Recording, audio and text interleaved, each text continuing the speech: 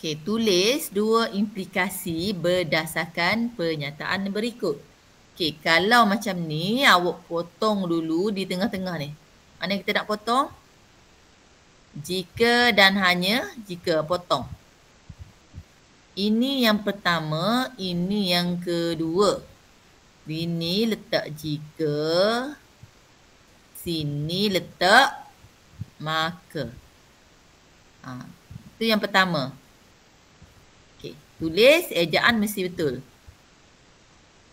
Jika 40 ialah nombor genap, maka 40 boleh dibahagi tepat dengan 10. Yang kedua, pusing. Ambil yang nombor 2 ni letak depan. Jika 40 boleh dibahagi tepat dengan 10, maka 40 ialah nombor genap. Okey. So, untuk sini awak akan dapat 1 markah. Sini 1 markah. Ejaan mesti betul. Okey, untuk B. Bentuk satu induktif yang kuat bagi bilangan segi empat sama. Okay, awak tengok. Sini awak dapat 1. Sini awak dapat 2. Sini awak dapat 4.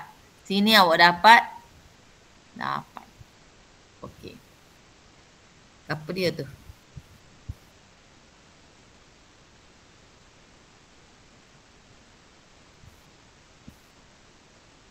Okey. Berapa tu? Nampak tak?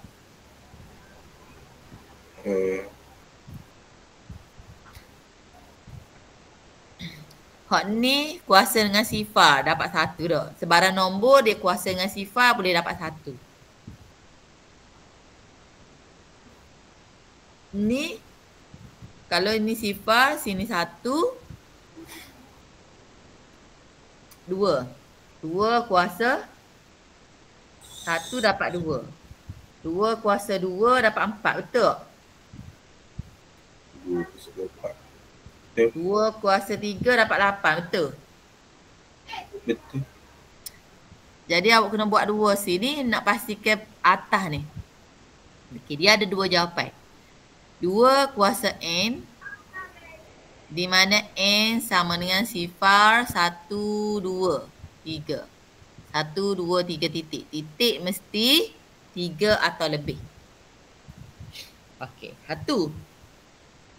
Atau satu lagi, dia buat 2, N tolak 1.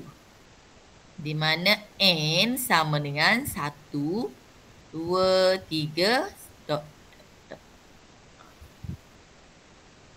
Boleh? Okey, satu mata sini. Kan, 2, 1 tolak 1 dapat sifar. So, 2 kuasa sifar dapat 1. Kemudian, 2, N ni 2. 2 tolak 1, 1. 2 kuasa 1, 2. Dan begitulah seterusnya.